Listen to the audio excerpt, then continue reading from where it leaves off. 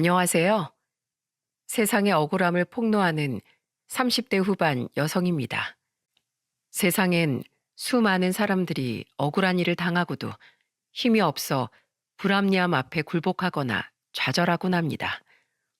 그 모습을 보고 있노라면 억장이 무너지고 속에서 천불이 나기도 하죠. 제가 유독 제 일뿐만 아니라 다른 사람들의 억울함에 공감하고 앞장서는 데에는 오지랖이 아니라 나름의 사정이 있답니다. 저는 그런 제 과거와 제 성격에 얽힌 한 가지 사건에 대해 이야기해보고자 합니다. 제 아버지는 지방에서 작은 사탕 공장을 운영했고, 엄마는 회사원이었어요. 경제적으로 넉넉했고, 외동딸로서 부모님의 사랑을 듬뿍 받으며 자랐기에 제 유년 시절은 행복한 기억이 가득했죠.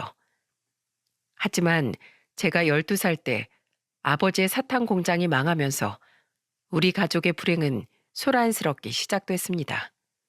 김 사장 어디 있어? 내 돈 내놔! 아버지의 공장이 망한 후 하루가 멀다 하고 빚쟁이들이 집으로 찾아왔어요. 아버지의 형제들은 우리가 잘 살 땐 그렇게 친한 척을 하더니 아버지가 망하자마자 우리와의 인연을 제일 먼저 끊어버리더군요. 다행히 공장과 집을 처분하고 전 재산을 더해 빚쟁이들의 빚은 갚을 수 있었지만 이후 아버지 모든 의욕을 잃고 술을 마시며 집에서 치과하기 시작했습니다. 엄마는 그 모습을 보고 남몰래 눈물을 훔치셨지만 제 앞에선 씩씩한 모습을 보이려 항상 노력하셨어요. 엄만 괜찮아, 경아야. 아빠는 지금 조금 지쳐서 쉬고 있는 거야. 그동안 엄마가 열심히 버티면 되니까 우리 힘들어도 조금만 참자. 우리 경아, 엄마 믿지? 엄마는 열심히 가정을 돌보며 회사를 다니셨습니다. 저는 그런 엄마가 어린 마음에도 너무 안쓰럽기도 하고 한편으로 멋지기도 해서 열심히 엄마를 도왔어요. 엄마만 있다면 언젠간 아버지도 기운을 차리고 우리 가족은 다시 행복해질 거라고 믿어 의심치 않았죠. 하지만 제가 중학교에 들어가서도 아버진 여전했고 엄마는 점점 지치기 시작하시더군요. 여보, 이제 일 구할 때도 되지 않았어? 언제까지 이렇게 술만 마시고 있을 거야? 나도 힘들어. 제발 나 좀 도와줘. 어? 엄마는 조금씩 웃음을 잃어갔고 아버지에게 제발 그만하라며 애원도 하고 화도 내셨습니다. 하지만 아버지는 여전히 그대로였죠. 어느 날 밤엔 숨죽여 흐느끼는 소리에 놀라 잠에서 깨보니 엄마가 화장실 구석에서 울고 있더군요. 저는 그런 엄마에게 달려가 엄마의 마른 등을 꼭 껴안았습니다.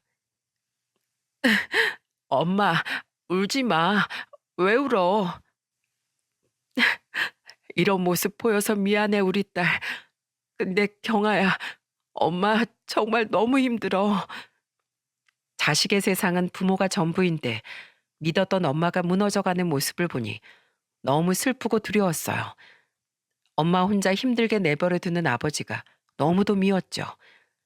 그러던 어느 날 제 전부였던 엄마는 영원히 제 곁을 떠나고 말았습니다. 아버지, 엄마가 안 일어나요. 제가 15살이던 어느 날 엄마는 가족이 모두 잠든 사이 극단적인 선택을 하셨어요.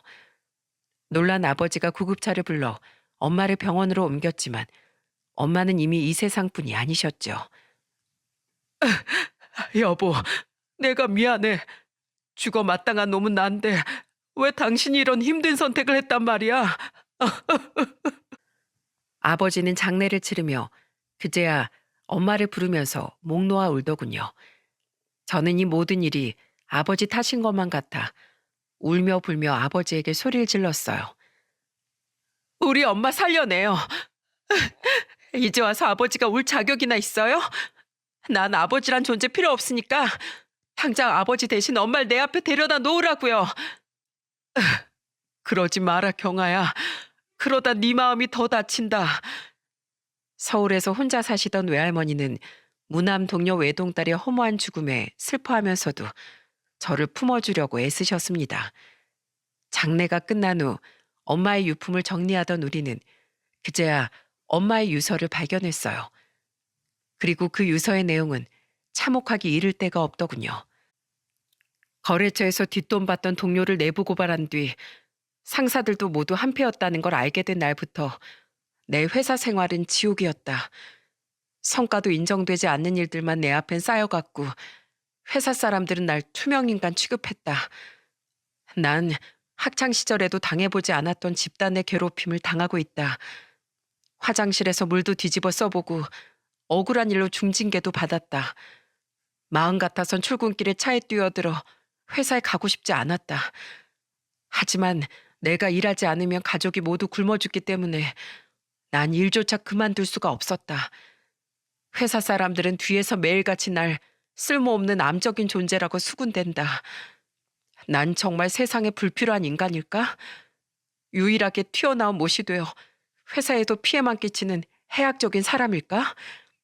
그렇다면 차라리 이 한 목숨 끊어 식구들에게 입을 하나 덜어주는 일이 나의 유일한 쓸모일지도 모른다. 나를 세상 전부라고 말해주셨던 돌아가신 아버지가 보고 싶다. 이렇게 무책임하게 도망친 날 우리 경아가 평생 용서하지 않길 바란다. 일기 형식의 유서엔 그동안의 엄마의 괴로움이 덤덤히 적혀 있었습니다. 엄마는 직장 내 괴롭힘과 엄청난 가스라이팅을 당하다 억울하게 스스로 목숨을 끊어버리셨던 거예요. 그런데도 엄마의 회사 놈들은 아무 일 없었다는 듯 뻔뻔하게 엄마의 장례식장까지 찾아와 조문을 하고 간 겁니다. 이 개자식들, 내가 그놈들 싹 다 가만 안 놔둘 거야. 이거 증거로 뇌물수수로 싹 다 신고해버릴 거라고. 아버지는 오열하며 엄마의 회사로 쳐들어가셨습니다. 그런데 엄마의 회사에 찾아갔던 아버지는 씩씩거리며 나갔을 때와 달리 아주 조용한 모습으로 돌아오더군요. 아버지의 손에는 종이가 한 장 들려 있었는데 그건 바로 더 이상 이 일을 문제 삼지 않겠다는 각서였어요. 조건으로 거액의 돈을 받고 말이죠. 아버지는 증거인 엄마의 유서까지 그놈들의 손에 넘겼다고 말하더라고요. 그 돈을 받았단 말인가? 자네 지금 제정신이야?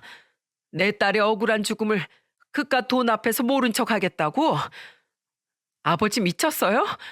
아버지가 어떻게 엄마한테 그럴 수 있어요? 억울하게 죽은 엄마 원한을 어떻게 해서든 아버지가 풀어줬어야죠. 그게 아버지가 엄마한테 속죄할 수 있는 유일한 길 아니에요? 아버지가 못하면 뇌물수수 고발 내가 할 거예요. 그놈들이 등신이냐?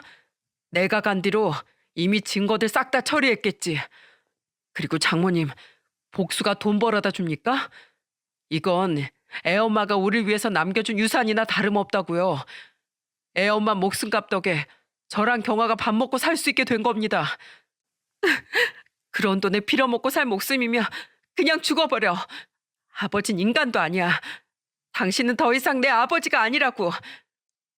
어떻게 남편이란 사람이 저럴 수 있는지 아버지란 인간이 너무 끔찍하더군요.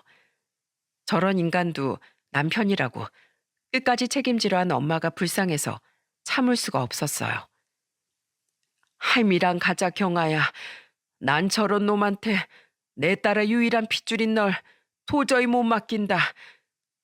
아버지에게 크게 분노한 건 외할머니도 마찬가지였습니다. 저는 그렇게 제 인생의 아버지란 없다고 다짐하며 외할머니를 따라 서울로 올라오게 되었죠. 나중에 알고 보니 외할머니는 억울한 마음에 저 몰래 그놈들 회사로 찾아가 1인 시위를 했던 모양이에요. 하지만 배움이 짧고 법에 무지했던 외할머니는 법망을 피해가지 못했고 명예훼손과 업무방해죄로 고소를 당해 벌금만 물어야 했죠. 억울하게 죽은 건 내 딸인데 왜 대가를 치르는 놈이 없니? 경아야, 넌 무식한 이 할미처럼 되면 안 된다. 배워야 너도 네 사람도 지킬 수 있는 힘을 얻을 수 있는 거야. 엄마의 억울한 죽음과 돈도 배움도 없는 사람은 항상 약자일 거라던 외할머니의 말. 그것들이 제 인생의 목표를 정하게 만들었습니다. 저는 외할머니의 보살핌 아래서 열심히 공부했어요. 작은 노포를 운영하고 있던 외할머니는 넉넉치 않은 살림에도 최선을 다해 저를 지원해 주셨죠. 그렇게 저는 서울에 있는 대학의 신문방송학과에 진학할 수 있었습니다. 억울한 일을 만천하에 폭로할 수 있는 기자가 되고 싶었거든요. 그리고 제가 대학교 2학년 때 외할머니는 그동안 단 한 번의 연락도 없던 아버지의 부고 소식을 전해주시더군요. 그렇게 술을 마셔대더니 기어코 알코올 중독으로 집에서 쓸쓸히 눈을 감았다는구나. 바보 같은 그놈은 나가서 막노동을 한 건지 뭘 했는지 네 엄마 일을 덮는 대가로 받은 그 돈 차마 쓰지도 못하고 온전히 가지고 있었어. 그걸 전부 네 앞으로 남겼다는구나. 자, 이건 네 아비 유서다. 저는 눈물을 훔치던 외할머니가 건네준 유서를 받아들었습니다.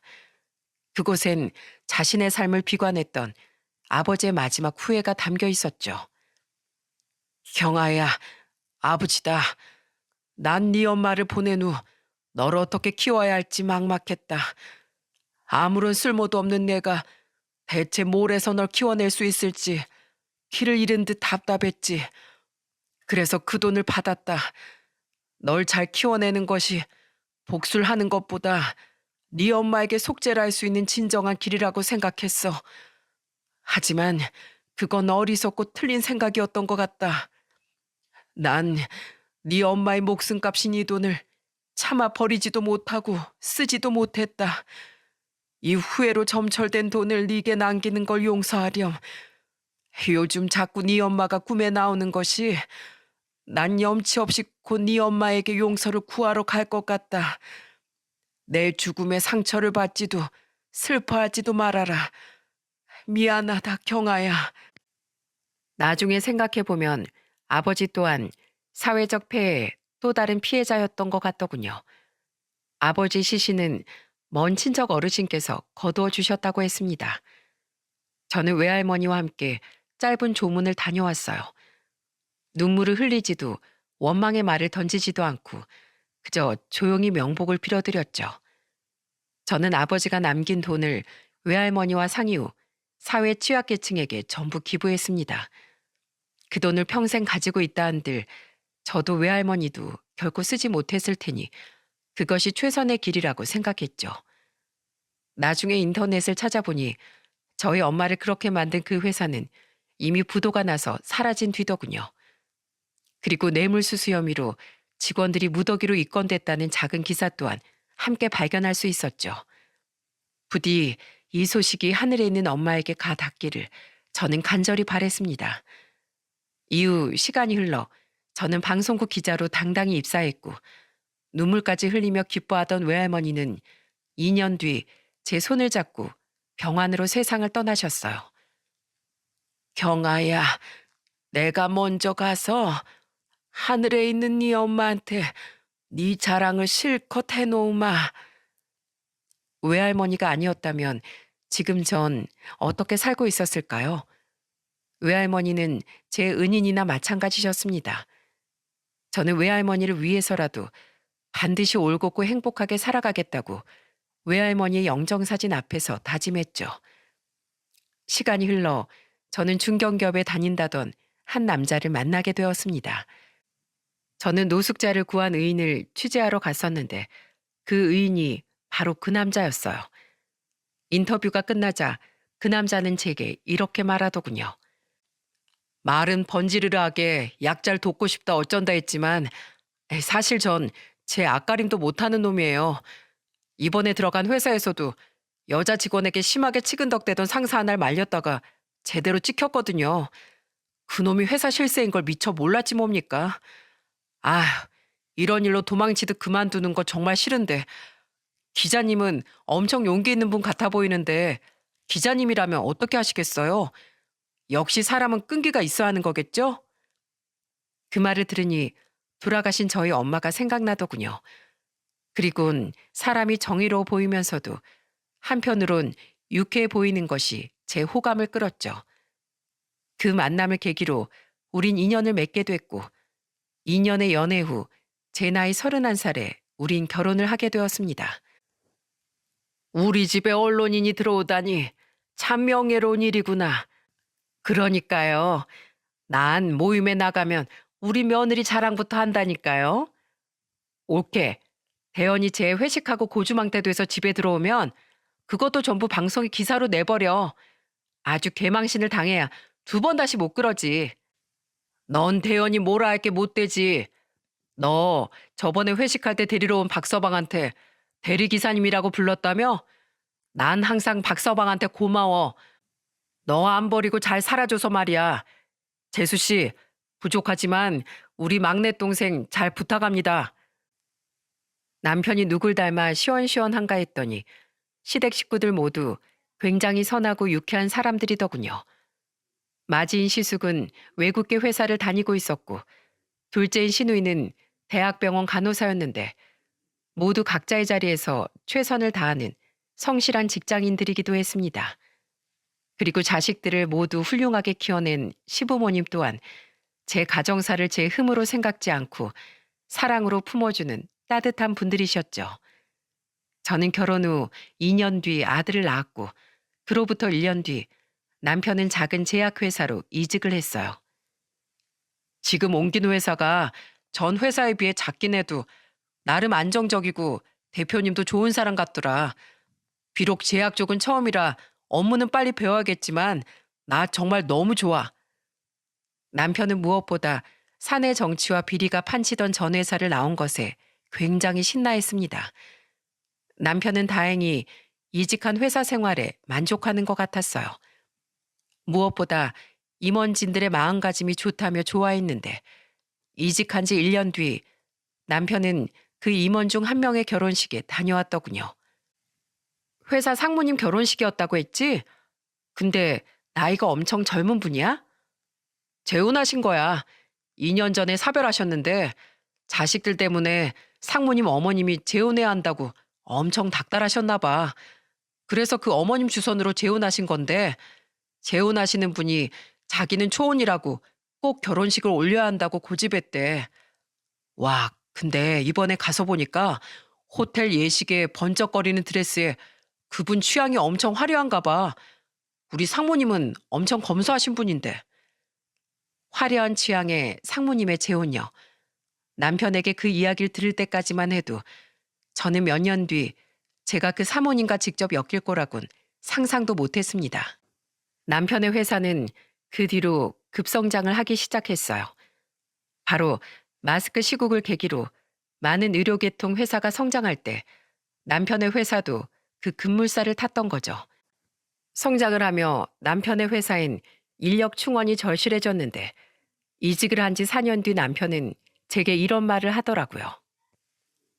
여보, 나 이번에 승진 밀렸다. 뭐? 왜? 이번 승진은 따놓은 당상이라며. 이번에 꼭 영입 안 하면 놓칠 인재가 있었나 봐. 근데 그 사람 데려오려면 그 사람한테 먼저 자리를 내줘야 할 것 같다고 위에서 그러대. 대신 연봉은 섭섭지 않게 올려준다고 이해 좀 해달라길래 알았다고 했어. 그래. 에이, 뭐 당신만 괜찮으면 됐지. 근데 요새 회사가 커져서 그런가?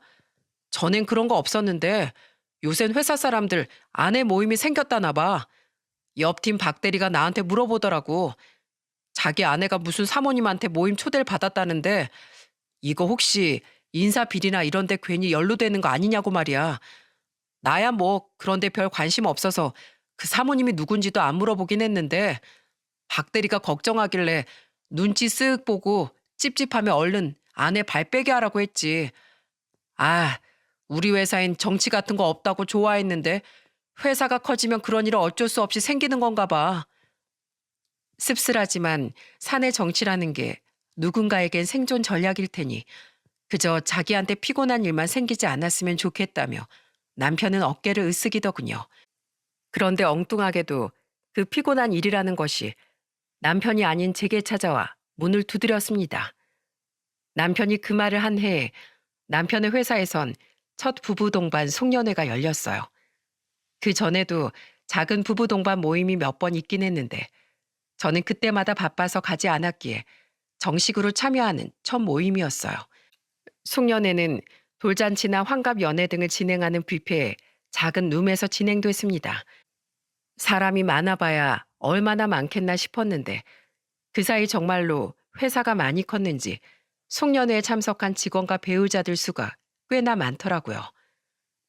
우와, 당신 회사 진짜 성장하긴 했나 보다. 당신 여기서 임원까지 올라가면 연봉도 장난 아니겠는데? 임원? 그거 누가 시켜주는데? 나는 일개 직원으로도 충분히 만족하고 있습니다, 사모님. 임원 사모님을 만들어드리지 못해서 죄송합니다. 그거 참 아까운 일이네요. 일개 직원 씨. 저와 남편은 서로 농담을 던져가며 룸으로 들어갔습니다. 하지만 그것도 잠시뿐이었고 이후 저는 남편의 회사 후배, 동료, 상사분들께 인사를 하느라 눈코 뜰 새 없이 바빠지기 시작했죠. 여보, 이분이 우리 회사 박철종 상무님이셔. 상무님, 제 안사람입니다. 안녕하세요. 김경아입니다. 아이고, 반가워요. 우리 김대리 안사람이시구먼. 우리 김대리 회사 성장하기 전에 들어와서 인원도 적을 때 고생 많이 했습니다. 참 성실한 사람인데 이번에 진급을 못 시켜줘서 미안할 따름이죠. 아유, 아닙니다, 상무님. 항상 저 잘 챙겨주셔서 감사하고 있습니다. 아무리 사회생활을 귀찮아하는 남편이라도 막상 회사 상사들에겐 깍듯하고 싹싹하더군요. 저는 인사를 하러 상무의 사모님께 몸을 돌렸는데 순간 깜짝 놀랐습니다. 요상한 망사머리 장식에 드레스에 가까운 원피스에 진한 화장에 다이아와 진주, 금으로 장식된 액세서리들까지 너무 화려해서 어디에 눈을 둬야 될지 모르겠더라고요. 게다가 제 남편의 직급을 듣고는 제 인사에도 저를 위아래로 훑어보며 네 하고 한마디로만 대답하는데 툭 까놓고 말해서 참 재수없는 타입인 것 같다고 생각했습니다. 상무님은 옷차림도 검소하고 성격도 좋아 보이셨는데 말이죠. 저분들이 3년 전 재혼했다던 상무님하고 그 사모님 맞지? 맞아. 나도 결혼식 이후 얼굴 뵙는 건 처음인데 정말 엄청나시네. 어찌나 화려했는지 사모님은 그 자리에 있던 여자들 중 단연코 1등으로 튀었습니다. 무려 대표님의 사모님보다 말이죠. 한바탕 다들 인사를 나눈 뒤 사람들은 모두 자리를 잡고 앉아 식사와 술을 즐기기 시작했어요. 그런데 식사가 시작된 지 얼마 안 되었을 때 대표님과 전무라는 분은 갑자기 급한 회사 일이 생겼다며 사모님들과 같이 먼저 자리에서 일어나시더군요. 그러더니 네 분이 간 지 얼마 되지 않아 저희 테이블에 있던 상무님과 저희 남편을 비롯한 남자들도 잠시 일 이야기로 자리를 비웠죠. 저희 테이블엔 여자 직원이 없었거든요.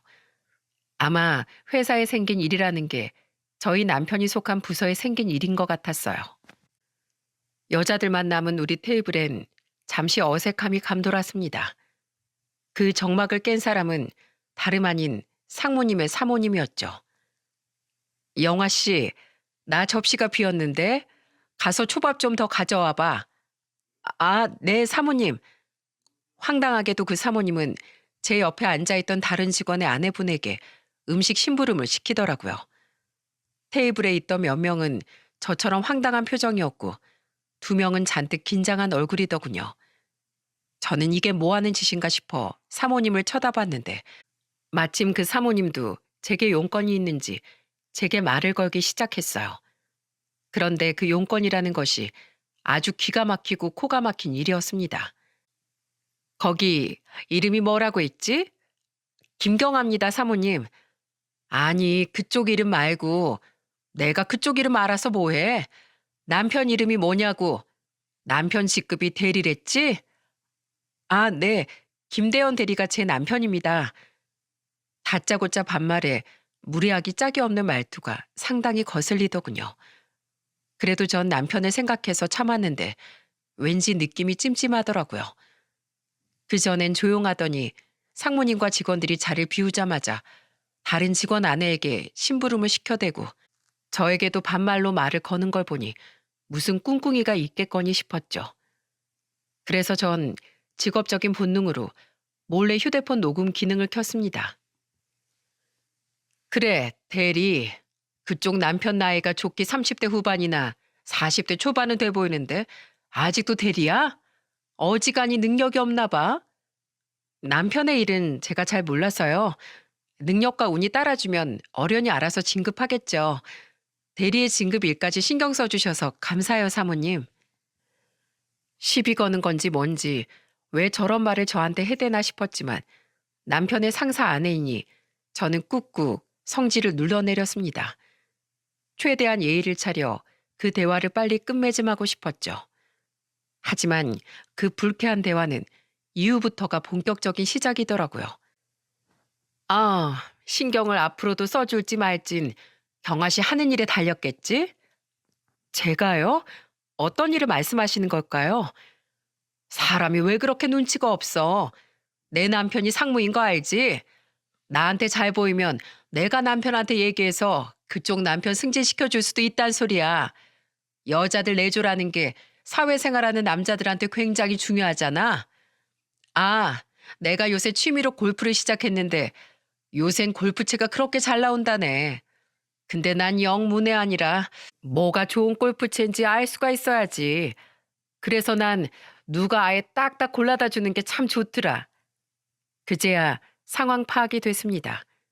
지금 저 사모님은 저한테 남편의 진급을 위해 자신에게 뇌물을 갖다 바치란 얘기를 하고 있더군요. 어이가 없어서 헛웃음이 나오려는 걸 겨우 참았습니다. 저런 인간들을 세상에서 제일 싫어하는 사람이 저인데 사람을 골라도 한참 잘못 골랐던 거죠. 저는 그 사모님이 뭐라고 하나 드러나 보자 싶어 잠자코 장단을 맞춰줬어요. 골프채요? 아, 그럼 정말로 사모님이 제 남편 승진시켜 주실 건가요? 이제야 말이 좀 통하네. 자, 여기 네 잔에 술 좀 따라봐. 우선 골프채랑 다음 달까지 한 500. 아니지, 한 1,000만 원만 줘봐. 그럼 내가 나중에 김대리 한번 팍팍 밀어줄게. 아유, 이거 너무 거저주는 건가? 내가 오늘 모임 끝날 때까지 다른 것도 뭐 있나 고민해서 내 번호랑 같이 아예 목록으로 적어줄 테니까 준비해서 연락해. 그리고 이런 거 괜히 그쪽 남편이나 내 남편한테 말하면 센스 없는 거 알지? 뒤에서 남 모르게 하는 게 내조야. 내가 윗사람으로서 큰 가르침 주는 거다. 그럼 다른 분들도 저처럼 사모님 도움 받는 분들이 있나요? 왜 없어? 지금 초밥가지로 간 영아 씨도 그렇고 여기 신사원 아내나 장주임 아내 그리고 다른 팀 직원 아내들도 몇 명 있어. 경아 씨도 우리 모임에 들어와. 내가 특별히 불러주는 거야.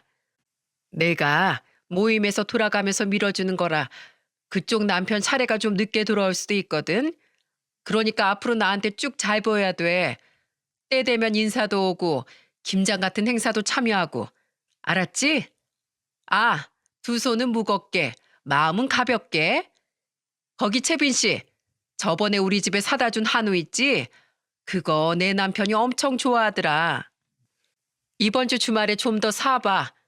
아, 경아 씨도 그때 내가 오늘 적어둘 물건들하고 돈 가지고 오면 되겠네. 꼴값도 참 가지가지였습니다.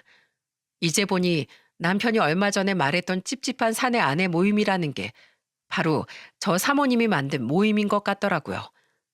아내들의 남편이 잘 되길 바라는 마음을 이용해서 뇌물을 뜯어내고 인력을 부려먹는 등 그 여자는 그동안 갑질을 하고 있던 겁니다.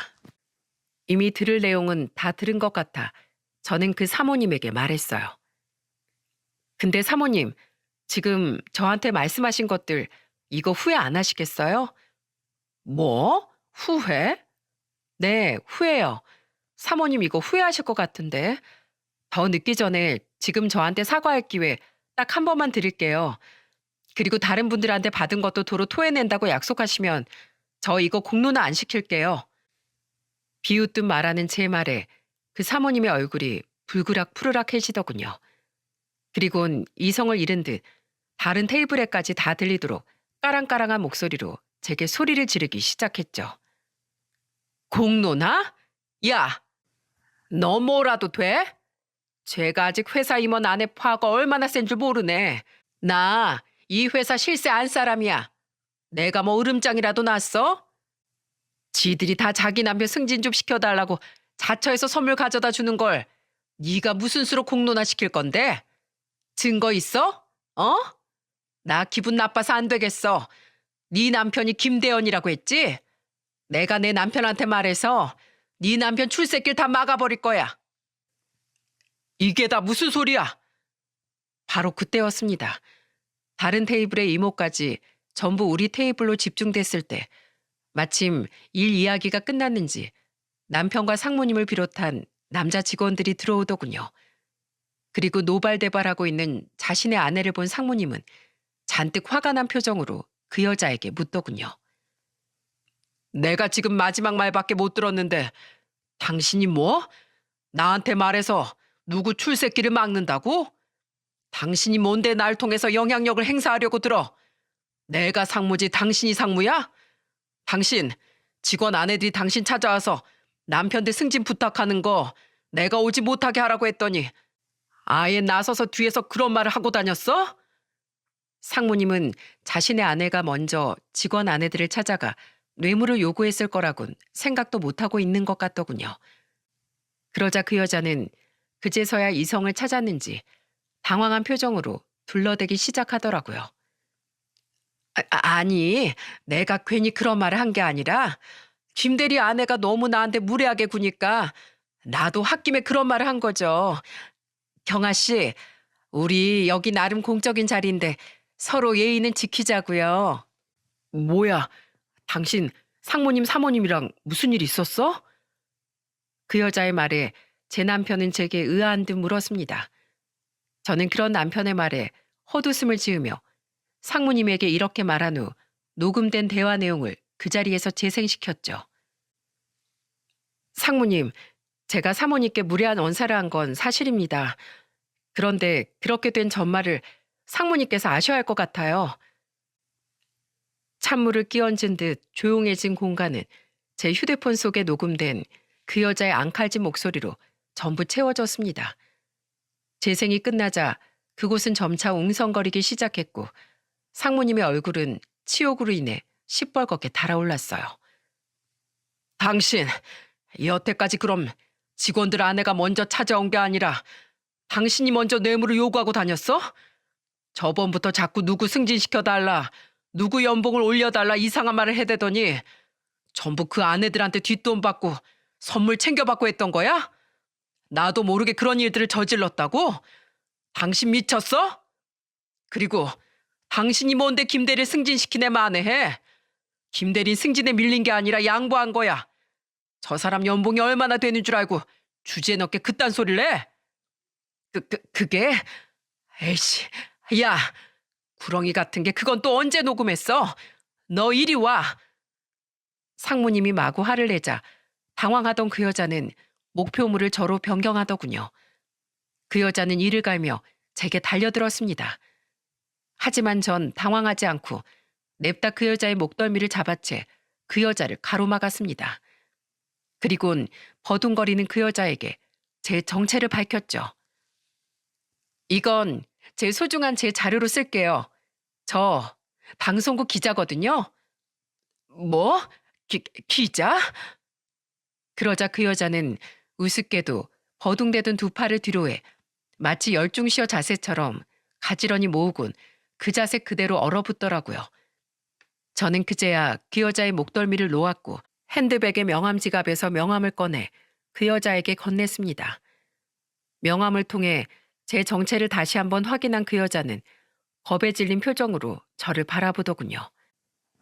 사모님은 제가 드린 마지막 기회를 차버리신 겁니다. 저 사모님 뇌물 및 금품 수수로 고발할 거예요. 그리고 이거 제가 정식으로 기사 낼까요?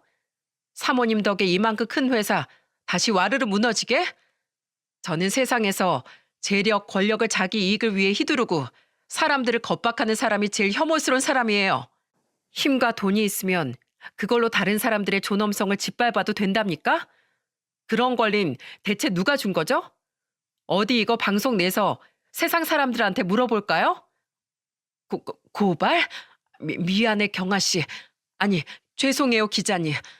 전 그냥 사람들을 돕고 싶은 마음에 그냥 그 수고비로 조금 챙긴다는 게 마음이 과했던 거예요. 아니, 세상 사람들 다 이 정도 이득은 보고 사는데 한 번만 봐주세요. 네? 그러니까 그 이득을 왜 다른 사람한테 피해를 주면서 취하냐고요. 상무님, 정말로 사모님 이런 행동들 전부 모르셨나요? 저 이런 부정행위를 본 이상 기자로서 절대 그냥은 못 넘어갑니다. 이거 어떻게 제가 방송국에서 기사 낼까요? 아니면 사모님이 저뿐만 아니라 다른 분들한테 무릎 꿇고 사과하실래요? 죄송합니다, 경아 씨.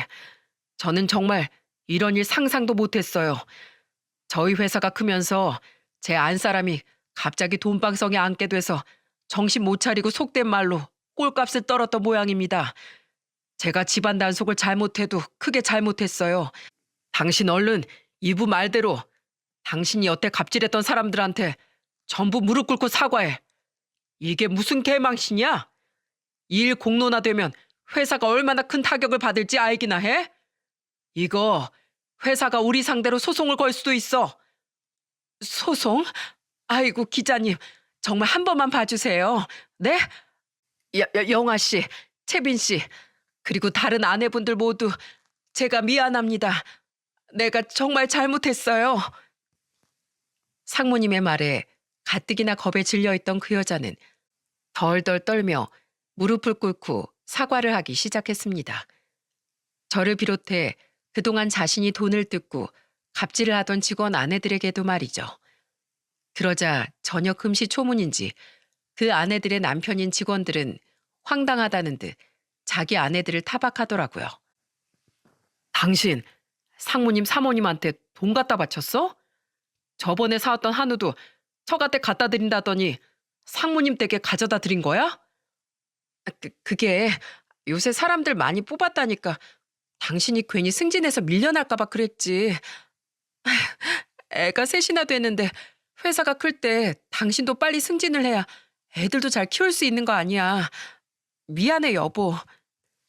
아휴 내가 못 살아 정말. 아 아니야 내가 미안해.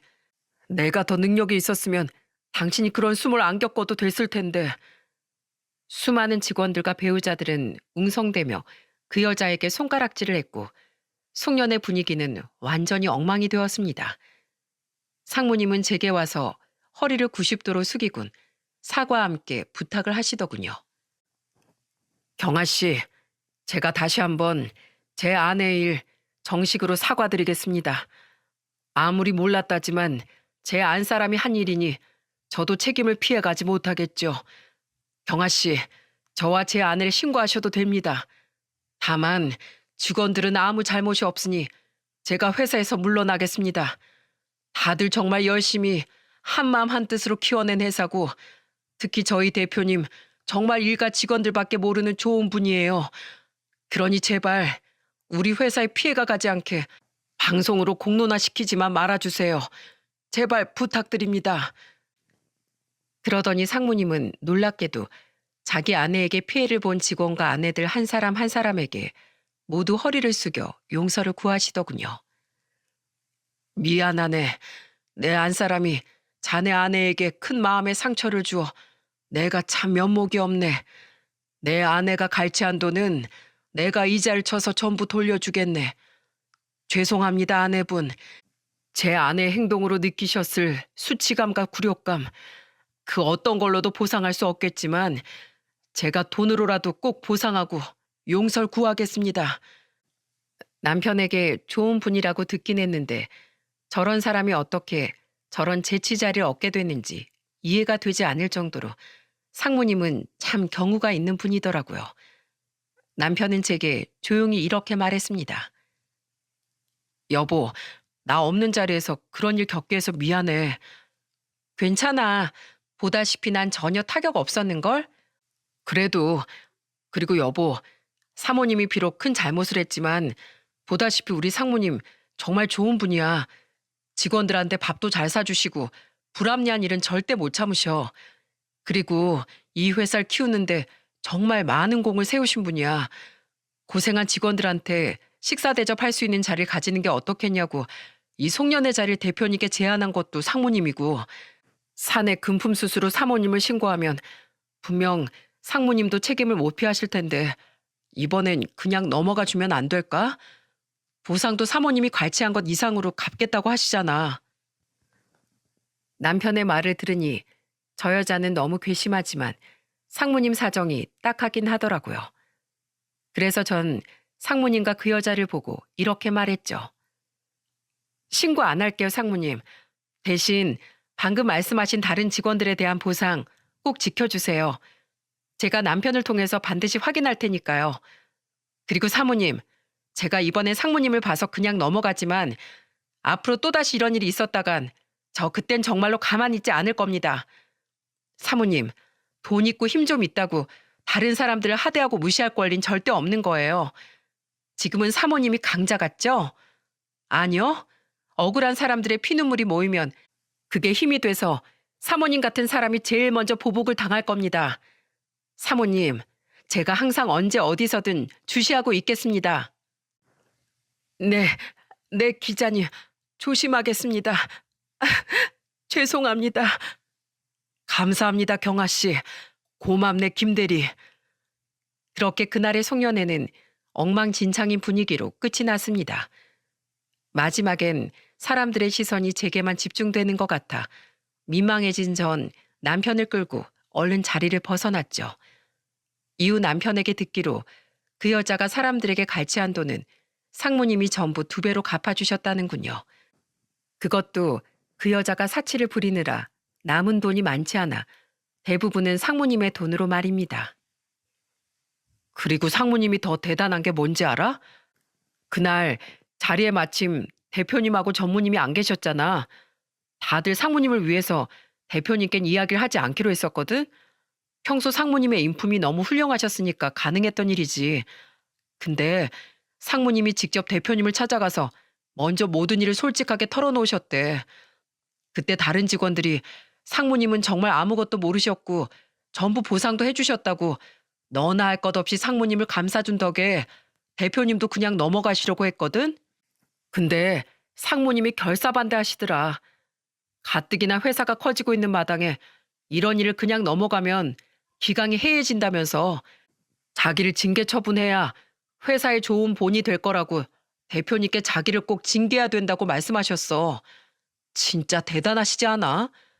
결국 3개월 감봉 징계로 끝나긴 했는데 와, 나 원래도 상무님 좋아했지만 이젠 정말 존경스러워. 자신의 아내의 일을 모두 책임진 후에야 상무님은 이혼 소송을 진행했다고 합니다. 남편으로서의 책임을 모두 진 후에야 자신도 그 여자의 남편이란 위치에서 내려올 자격이 생긴 거라며 말이죠. 재혼을 잘못하셔서 그렇지 정말 제가 본 사람 중에 가장 책임감 있고 청렴 결백한 분이더라고요. 남편 말처럼 저조차 잘 알지도 못하는 그분에게 존경심이 들 정도로 말입니다. 그리고 몇 달 뒤 남편은 제게 또 다른 소식을 전해주었어요. 와, 여보, 오늘 회사는 완전 난리 났었다? 그 상무님 사모님 있지? 친정으로 쫓겨났다고 들었는데 자긴 끝까지 이혼 못한다고 오늘 회사까지 찾아와서 난동 부리고 아주 난리도 아니었어. 그래서 상무님 방 옆에 있던 우리 팀 직원들이 그 여자 끌어내느라 애 좀 먹었는데 그중에 내가 제일 앞장서서 그 여자 쫓아냈어. 나 잘했지? 경찰에 신고까지 당해서 마지막에 경찰한테 끌려가는데 나 몰래 그 여자한테만 보이게 메롱해줬다? 뭐? 당신 너무 유치한 거 아니야? 그럼 어떡해. 그 여자가 당신한테 무례하게 굴었던 거 나 제대로 못 갚아줘서 앙금 남아있었단 말이야. 난 무시해도 되지만 감히 내 아내한테 그런 말을 하다니. 어휴, 얼마나 내 속이 부글부글 끓었는데. 아유, 그래, 고맙다, 고마워. 아무튼 그래서 오늘 직원들한테 미안하다고 상무님이 우리 팀 사람들한테 회식 쏘신대서 나 오늘 늦어. 나 보고 싶어도 좀 참아. 그렇게 그 일이 있은 지 딱 1년이 지난 지금 저는 여전히 남편과 함께 장난스럽고 행복한 나날을 보내고 있습니다. 남편은 얼마 전 과장으로 승진을 했어요. 원래도 예정된 승진이었으니 놀랍진 않았지만 그래도 남편이 좋아하는 오리고기를 사다가 축하해 주었죠. 남편은 7살이 된 아들과도 아주 잘 놀아주는데 얼마 전엔 만화 영웅 얘기를 하다 둘이 이런 대화를 하더라고요. 아빠는 무슨 영웅이 제일 좋아요? 아빠? 아빠는 엄마. 에이, 엄마가 무슨 영웅이에요. 엄만 엄마지. 모르는 소리 마라. 아빠가 직접 봤어. 엄마가 엄청 멋지게 악당을 때려 눕히는 모습 말이야. 아무리 멋진 새 영웅이 나타나도 아빠한테 제일 멋진 영웅은 바로 우리 한별이 엄마야. 아내가 영웅이라고 말하는 남편과 눈을 동그랗게 뜨고 저를 보는 아들을 보니 그렇게 행복할 수가 없더라고요. 남편은 시댁에 가서도 당시 일을 자랑스럽게 이야기하더군요. 우리 집사람 덕분에 그날 이후 우리 회사 사내 정치고 인사 비리고 뭐고 아예 싹이 없어졌어. 원래도 좋은 회사였는데 요샌 청렴 그 자체라니까. 내가 우리 아내 덕에 요즘 직장 만족도가 최상이야. 와, 재수 씨, 너무 멋져요. 올해 저희 회사 송년회에도 좀 와주시면 안 돼요? 재수 씨가 타파해줘야 될 악당들이 한둘이 아니에요. 옳게, 우리 병원부도 좀 쳐들어와줘. 우리 병원에 진짜 아주 얄미운 의사가 하나 있단 말이야. 삼남매의 너스를 들으며 시부모님과 시숙님의 아내인 형님, 그리고 시매부도 다들 웃음을 터뜨렸습니다. 시댁 식구들은 그렇게 여전히 보고만 있어도 마음이 따뜻해지는 난로 같은 존재로 제 곁에 머물러 있죠. 가끔은 저희 시댁 식구들과 우리 남편, 그리고 아들을 보면서 돌아가신 외할머니와 엄마가 저를 걱정해 보내준 천사들이 아닐까 그런 생각도 해보곤 하네요. 상무님은 남편을 통해 가끔 제 안부를 묻곤 하세요. 좋은 일로 엮인 것도 아니니 따로 찾아뵙거나 하진 않지만 남편에게 들어보니 상무님은 전보다 훨씬 잘 지내시는 것 같습니다. 이전에도 그 여자의 사치 때문에 스트레스가 심하셨던 모양인데 이혼을 한 지금은 스트레스의 근원이 없어졌으니 전보다 훨씬 마음이 편하다고 하셨다네요. 여자를 잘못 주선해 주신 상무님의 어머님도 그 일로 한풀 꺾인 덕에 앞으로는 절대로 재혼하지 말고 아이들만 보고 살겠다고요. 그러더니 제 덕에 속 시원히 이혼할 수 있었다고 웃으셨다는데 저는 괜히 제가 뭐라도 된 것 마냥 상무님께 떠들어대던 장년이 떠올라 얼굴이 새빨갛게 달아오르더군요. 여러분, 저는 앞으로도 세상의 억울한 피해자가 모두 사라지는 그날까지 잠시도 쉬지 않고 발로 뛰는 진정한 기자로 살아가겠습니다. 저 말고도 세상엔 정의롭고 참된 기자들이 정말 많습니다. 그러니 여러분, 억울한 일을 당하시면 경찰과 더불어 꼭 기자를 찾아주세요. 저는 많은 분들에게 이 부탁을 하기 위해 이렇게 사연을 보낸 겁니다. 부디 과거의 저희 가족처럼 길을 몰라 억울한 마음을 가지고 오래도록 괴로워하지 마시고 우리는 여러분의 가까운 이웃이자 협력자로 어디서든 함께하고 있으니 꼭 저를 잊지 말아주세요. 그리고 세상의 모든 기자분들에게 응원하는 마음을 보내며 이만 사연을 마치겠습니다. 감사합니다.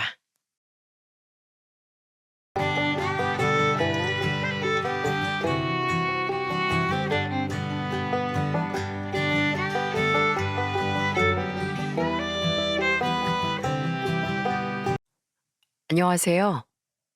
돌아가신 시어머니를 생각하면 가슴이 미어지는 40대 여자입니다. 저는 시어머니를 13년 동안 모셨어요. 그 세월 동안 시어머니와 참 많은 일로 웃기도 했고 또 울기도 했죠. 그 수많은 일 중 단 한 가지도 제게 소중하지 않은 것이 없을 정도로 시어머니는 제게 의미가 남다른 분인데 그런 시어머니의 임종에 얽혔던 사건이 있습니다. 너무 강렬해서 잊지 못할 그 사건에 대해 저는 이야기해 보려고 해요. 저는 아빠 손에 자랐습니다.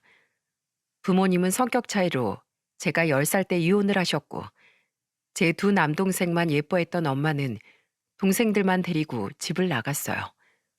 엄마는 그 뒤 단 한 번도 절 찾아오지 않았고 심지어 제가 25살 때 아빠가 지병으로 돌아가셨을 때도 두 남동생만 보냈을 뿐 제겐 연락 한 통 없더군요. 두 남동생도 혹시 모를 유산 문제를 들먹이며 저와 교류를 하고 싶어 하지 않아 했기에 저는 그렇게 완벽한 혼자가 되었습니다. 할머니가 돌아가신 뒤론 아빠 쪽 친척들과도 연락이 모두 끊겼거든요. 이후 패스트푸드점 매니저로 일하던 저는 소개팅으로 만난 1살 차이 남편과 결혼을 하게 되었어요. 나이 29살에 저에게도 새로운 가족이 생긴 거죠. 평범한 중소기업 직원이었던 남편은 마음이 따뜻하고 좋은 사람이었습니다. 그런 남편을 키워주신 시부모님과 시동생 또한 대화를 나누다 보면 포근한 마음이 들게 하는 사람들이었고요. 키워주신 아버지를 일찍 여의었다고? 그래도 혼자서 참 씩씩하게 잘 살아왔구나. 고생 많았다. 시부모도 부모이니 이젠 내가 네 엄마라고 생각하고 내게 많이 의지하려무나. 새로 생긴 가족 중에서도 저는 특히 시어머니를 무척 좋아했어요. 자신을 엄마라고 생각하라는 시어머니의 말에 비록 시어머니이긴 하지만 제게도 드디어 엄마가 생겼구나 싶어 마음이 벅차올랐죠. 시댁과 신혼집 거리가 걸어서 10분밖에 되지 않았기에 저는 거의 제 집 드나들듯 시댁에 놀러 가곤 했습니다. 평생 엄마 정을 못 느껴본 제게 시어머니와 보내는 시간은 굉장히 즐거운 일이었거든요. 제가 살갑게 굴기도 했지만 시어머니께서 절 좋아했던 이유가 한 가지 더 있었어요. 난 돌아가신 우리 시어머니랑 참 사이가 좋았어서 나도 며느리랑 사이좋게 오순도순 지내는 게 소원이었다. 근데 너보다 먼저 결혼한 이동서는 살갑긴커녕 지난 명절에도 바쁘다고 코빼기도 안 비쳤어. 고작 차로 10분 거리에 사는데 말이야. 그러니 내가 큰애 네가 얼마나 예쁘겠니? 그건 바로 저보다 1년 먼저 시동생과 결혼한 동서와 제가 비교되어서였습니다. 판소리를 전공한 후 국악학원 판소리 강사로 일하고 있다던 동서는 시동생보다 4살, 저보다 3살이 많았어요. 나이가 더 차기 전에 결혼하고 싶다며 동서가 결혼을 서둘러서 큰아들인 남편보다 시동생이 먼저 결혼을 했던 거죠. 처음엔 나름대로 사정이 있겠거니 했는데 막상 겪어보니 동서는 굉장히 이기적이고 까칠한 사람이었습니다. 게다가 유독 저를 싫어하는 듯 했죠. 되게 어머님거리면서 꼴이 살살 흔드네. 엄마 없이 자란 거 티내나? 뭐? 동서, 지금 뭐라고 했어요? 우연히 시댁 주방에 동서와 둘이 남은 어느 날, 동서는 낮은 목소리로 중얼거리더군요. 뜬금없이 제 아픈 곳을 파고드는 동서의 말에 화가 났습니다. 하지만 저는 꾹 참고 존댓말을 지키며 동서에게 물었죠. 아무리 제가 손윗사람이라곤 하나 동서가 저보다 나이가 많았으니 맞존대를 하는 게 맞다고 생각했거든요. 혼잣말인데 들렸어요? 미안해요. 그냥 난 형님이 계속 어머님한테 어떻게든 잘 보이려고 하는 모습이 짠해서요. 부모 사랑 못 받고 자라서 애정 결핍 있는 게 너무 티나잖아요. 그리고 형님, 말 나온 김에 혼자서 너무 튀지 말아 주실래요? 전 시자 들어간 일이라면 좀 거리를 두고 싶은데 형님이 너무 혼자서 나대니까 괜히 제가 비교되잖아요. 거리 두고 싶으면 동서는 동서 알아서 해요. 동서 말대로 난 가족이 없어서 어머님 아버님하고 시간 보내는 일이 너무 좋아서요. 그리고 동서, 거리 두는 건 좋지만 어머님 생신 같은 땐 바빠서 못 오더라도 전화 한 통은 드리는 게 맞지 않아요? 그런 기본적인 것도 안 하면서 어떻게 좋은 소리를 들으려고 해요. 그리고 나 엄마 없어도 아빠 사랑 많이 받고 자랐어요. 아빠한테 사람은 마음을 넓게 쓰는 법이라고 배워서 나 지금 동서간 엄청 무례한 말 그냥 넘어가 줄게요. 그러니까 다음부턴 말 조심해 주세요. 동서는 자기가 잘하긴 싫고 나쁜 소리도 듣고 싶어 하지 않는 사람이더군요. 같은 며느리인데 제가 너무 동서를 배려하지 않고 혼자만 잘 하려고 했나 싶다가도 그동안 시부모님께 기본적인 도리도 안 하던 동서의 행동을 보니 동서에게 크게 미안한 감정이 들진 않더라고요. 게다가 제게 무례하게 구는 동서가 솔직히 싫었지만 그래도 평생 볼 사이인데 척을 지는 건 아닌 것 같아 저는 적당히 할 말을 하면서도 마지막 예의는 지키려고 노력했네요. 제가 결혼한 지 1년 뒤는 그야말로 시댁의 격변의 해였습니다. 그 해에 동서는 아들을 낳았고 그로부터 얼마 뒤 우리에겐 아주 크나큰 불행이 닥치고 말았죠. 여보, 제발 눈 좀 떠봐요. 바로 건설 현장 기술자로 일하시던 시아버지께서 그만 일을 하다 추락사를 하시고 만 거예요. 시아버지와 굉장히 금슬이 좋으셨던 시어머니는 충격을 받은 나머지 그만 자리에 알아 누우시고 말았습니다. 식음을 전폐하셨던 시어머니는 어느 날엔 베란다 밖으로 뛰어내리려고까지 하시더라고요. 어머님, 왜 이러세요? 네? 제발 이러지 마세요. 나 알아. 내가 남편 먼저 보내고 혼자 살아서 뭐하니? 시어머니가 걱정되어 한동안 휴가를 쓰고 시댁에서 지냈던 저는 이러다 정말 큰일을 치를까봐 무서웠어요. 날이 갈수록 몸도 마음도 약해지는 시어머니를 도저히 혼자 둘 수가 없었죠. 결국 저는 남편과 상의 후 시어머니를 저희 집으로 모시게 되었습니다. 어머님, 이제 저랑 큰아들이랑 서로 의지하고 살아요. 어머님은 절대 혼자가 아니에요. 아셨죠? 남편보다 근무 시간 조절이 자유로웠던 전 시어머니를 모시고 꾸준히 정신과를 내원했습니다.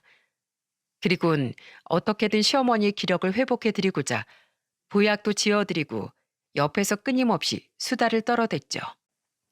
고맙다 큰애야. 내가 너 아니었으면 진즉에 네 시아버지를 따라갔을 거다. 남편과 시동생 그리고 시어머니는 제게 굉장히 고마워했는데 동서는 그 꼴이 보기 싫었는지 명절에 다 같이 있는 자리에서 이렇게 얘기하더군요. 저는 우리 유한이 키우느라 어머님 못 모시고 여기도 자주 못 오는 거잖아요. 형님은 여태까지 애를 못 낳았으니까 시간이 많았던 거 아니에요? 자꾸 형님만 예뻐하시면 저 서운해요, 어머님. 네 형님이 아이 문제로 얼마나 마음고생하고 있는데 그걸 꼭 그렇게 이야기해야겠니? 그리고 네가 애 보느라 명절 빼곤 여길 한 번도 못 왔다고? 너 내가 저번에 유한이 보러 가고 싶다고 했을 때도 집이 더럽다면서 기어코 못 오게 했잖니. 난 너한테 크게 바라는 거 없으니까 너도 나한테 예쁨 받으려고 애쓸 필요 없다. 그러니까 네 형님을 질투할 필요도 더더욱 없어. 시어머니는 동서의 말을 반박하며 냉정하게 대답하셨어요. 괜한 말을 했다가 본전도 못 찾은 동서는 입을 삐죽거렸죠. 시동생은 미안한 표정으로 제게 대신 사과를 했고 남편은 그런 동서를 째려보더군요. 다행히 시어머니는 시간이 흐르며 기운을 많이 차리셨습니다. 그러던 와중 우리에겐 아주 기쁜 소식이 찾아왔어요. 바로 저와 남편이 결혼한 지 5년 만에 예쁜 딸이 태어나 준 거죠.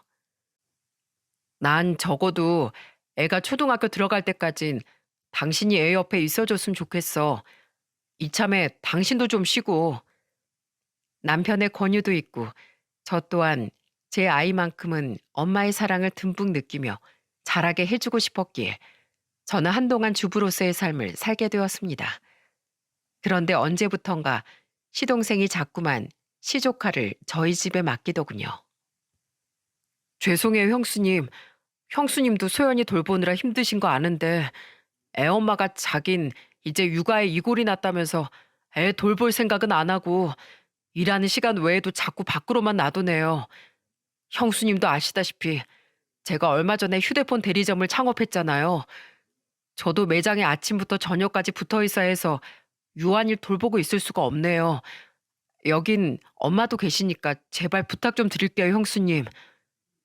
하필 그때 당시 시동생네 집 근처 어린이집 원장이 원생학대로 신고를 당했던 터라 시동생은 어린이집에 조카를 맡기기가 무섭다고 말하더군요. 시동생의 손을 붙잡고 멀뚱멀뚱 저를 바라보는 조카를 보니 엄마에게 외면받던 과거의 제 모습이 생각나더라고요. 얼마든지요. 서방님 말씀대로 어머님이랑 저랑 집에 둘이나 있는데 애 둘을 못 보겠어요? 시동생은 고맙다며 이후 저에게 매달 50만 원씩을 보내주었어요. 창업 때문에 빚이 많아 더 드리지 못해 죄송하다는 말과 함께 말입니다. 조카는 참 착하고 순했어요. 이렇게 예쁜 아이를 왜 그렇게 방치하는 건지, 엄마가 돼서 왜 이렇게 아이에게 무책임한 건지 동서에게 참 화가 나더군요. 게다가 어느 날 제 치맛자락을 붙잡고 이렇게 말하는 조카의 모습을 보니 너무 마음이 아파오더라고요. 큰엄마, 전 큰엄마가 진짜 우리 엄마였으면 좋겠어요. 저희 엄만 저를 안 사랑하는 것 같아요. 집에서도 얼마나 애한테 정을 안 줬으면 7살 난 애가 이런 말을 했겠습니까? 저는 그날 저녁 술 냄새를 풍기며 조카를 데리러 온 동서를 나무랐어요. 동서, 일이 얼마나 바쁜 건지 모르겠는데 그래도 동서 엄마잖아요. 나랑 어머님이 돌봐준다고 해도 아직 어린애가 얼마나 엄마 품이 그립겠어요. 우리한테 맡기지 말란 말 안 할 테니까 유한이한테 살갑게 좀 대해줘요. 형님, 내 남편이 우리 애 돌봐주는 돈 준다면서요. 돈 받고 애 봐주는 거면서 생색은? 그리고 전부터 말하고 싶었는데 형님이랍시고 나한테 자꾸 뭘 가르치려고 들지 말아요. 내가 형님보다 나이도 3살이나 더 많은데. 술이 좀 된 건지 동서는 평소보다 격앙되어 소리까지 지르더라고요. 술 취한 사람과 무슨 대화를 하나 싶어 저는 입을 닫았죠. 게다가 그런 자기 엄마의 모습에 겁에 질린 조카를 차마 동서와 함께 돌려보낼 수 없어 저는 그날 조카를 저희 집에서 재우고 말았네요. 그렇게 시간이 흘러 조카가 초등학교에 들어간 해에 그만 또다시 큰일이 터지고 말았습니다. 시어머니께서 많이 건강해졌다 싶어 마음을 놓고 있던 차에 시어머니는 그만 뇌경색 판정을 받고 말았거든요. 큰애야, 너무 무섭구나. 내 몸이 말을 듣질 않어. 급작스럽게 마비가 온 시어머니는 겁에 질려 눈물을 흘리셨습니다. 시어머니는 수술을 받은 후 꾸준한 치료를 병행했지만 시어머니의 상태는 호전됐다가 심해졌다가를 반복하더군요. 그러더니 발병한 지 5년 뒤엔 또 한 번 병원에 실려간 시어머니는 결국 후유증으로 언어장애와 편마비까지 얻게 되었죠. 어머니, 괜찮아요. 차근차근 다시 재활하면 돼요. 제가 옆에서 도와드릴게요. 제가 끝까지 어머님 지켜드릴 테니까 아무것도 무서워하실 거 없어요. 그게 상심하신 시어머니를 붙잡고 저는 엉엉 울었습니다. 그토록 곁에 붙어서 최선을 다해 간병했건만 자꾸만 시어머니를 병들게 하는 세월이 야속하게 느껴졌죠. 어머님, 저 붙잡고 우리 집안 한 바퀴만 돌아요. 재활병원 다녀오셨어도 집에서도 이렇게 꾸준히 연습을 해줘야 빨리 나으시죠. 말씀도 자주 해버릇하셔야 늘고요. 저는 뇌경색에 좋다는 음식들은 죄다 사다 드렸고 시어머니의 재활도 열심히 도왔습니다. 남편과 시동생도 주말엔 시댁으로 와서 시어머니를 돌봤고 조카는 여전히 시동생 집보다 저희 집에서 보내는 시간이 많았습니다. 오직 동서만이 전보다 더욱 저희 집으로 향하는 발길이 뜸해졌죠. 저도 애엄마가 대체 밖에서 뭐라고 돌아다니는지 모르겠어요. 집도 애한테도 관심 없고 돈 벌어서 다 어디다 쓰는지 생활비도 일절 안 내요. 그래도 장인 장모님이 좋으시고 애한테 엄만 있어야 하지 않나 싶어서 그냥 남처럼 참고 사는 거죠. 가족들의 지극정성 덕분인지 시어머니는 어눌하긴 해도 대화를 할 수 있을 정도로 언어 장애가 호전되셨고 지팡이를 짚고서이긴 하지만 스스로 거동도 곧잘 하게 되셨습니다. 그런데 조카가 14살이 된 해 어느 날부터 생전 잘 찾아오지도 않던 동서가 저희 집으로 자꾸만 찾아오더군요. 그것도 매번 시어머니의 선물까지 들고서 말이에요. 또 왔어요, 동서? 손에 그건 뭐예요? 스카프? 그것도 어머님 선물이에요? 그럼 형님 거겠어요? 어머님 방에 계시죠? 그렇긴 한데 동서 요즘 무슨 일 있어요? 예전이랑 행동이 너무 달라서 희한해서요. 하, 왜요? 제가 어머님한테 예쁨 받으면 형님이 뒷전될까 봐 싫으세요? 하여튼 그 욕심은 왜 잘하려고 해도 트집을 잡아요. 저도 이제라도 어머님한테 예쁨 받는 며느리 되고 싶어서 그래요. 어머님, 저 왔어요. 시어머니께서도 별 말씀 없으시고 시동생 또한 동서의 행동에 대한 이유를 몰랐기에 우리는 모두 동서가 정말로 마음을 고쳐먹었구나 하고 추측할 수밖에 없었습니다. 그러지 않고서야 자기밖에 모르던 사람이 저럴 이유가 없었으니까요. 그런데 사람이 완전히 변했다기엔 또 그렇지도 않은 게 동서는 저희 집에 놀러와 있는 조카는 여전히 본체만 체했어요. 중학생인 조카는 일주일에 하루 이틀 정도만 저희 집에 놀러 왔었는데 동서는 조카를 보고도 큰 관심이 없더군요. 근데 동서, 왜 올 때마다 어머님이랑 방에 들어가서 방문을 꼭 닫고 있어요? 밥 먹고 가래도 어머니만 뵙고 그냥 쌩하니 가버리고요. 제가 어머님이랑 친해지고 싶다고 했지 누가 형님하고 사이좋게 지내고 싶다고 했어요? 형님이 또 여우같이 저랑 어머님 사이 끼어들어서 해방 놓을까 봐 그러죠. 제발 제 일에 신경 좀 꺼주실래요? 게다가 여전히 동서는 입을 콱 꼬집어주고 싶을 정도로 제게 얄밉게 굴었습니다.